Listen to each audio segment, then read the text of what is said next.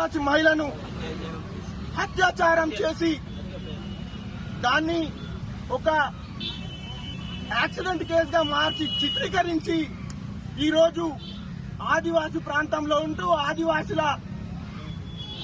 ప్రాంతంలో ఉంటూ మాతోనే ఉంటూ మేము లేకపోతే వాళ్ళ జీవితమే లేదు.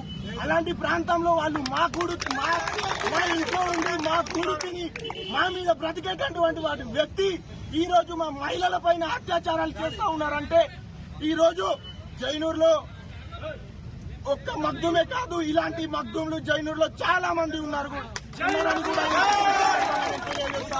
ఇంతకు ముందు మనోహర్ సార్ అన్నట్టు 20 సంవత్సరాల క్రితం తనకు భార్య ఉన్నా కూడా భర్త ఉన్నా కూడా తనను లొంగ తీసుకొని తన భర్తను చంపేసి తనను తన ఇంటి మనిషిలా చేసుకొని తనను యూజ్ చేసుకుంటున్నాడు.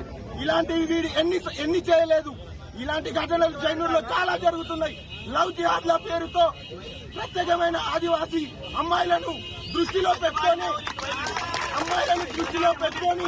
అమ్మాయిలకు లవ్ జిహాద్ల పేరుతోని లవ్వుల మభ్యపెట్టి వీళ్ళంతా మా అమ్మాయిలను తీసుకెళ్లిపోతున్నారు. కాబట్టి మేము ఒకటే డిమాండ్ చేస్తా ఉన్నాం.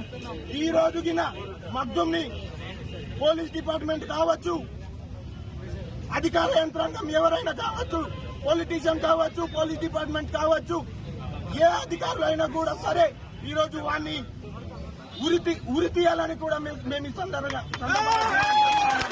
ఒకవేళ వాడిని ఉరి తీయకపోతే ఆదివాసులు ఏంటిదో చరిత్రలు బాగున్నాయి. ఆదివాసులకు మరో చరిత్ర మేము ఈ జైనూరు నుంచే తీసుకొస్తామని కూడా ఈ సందర్భంగా నేను తెలియజేస్తున్నాను.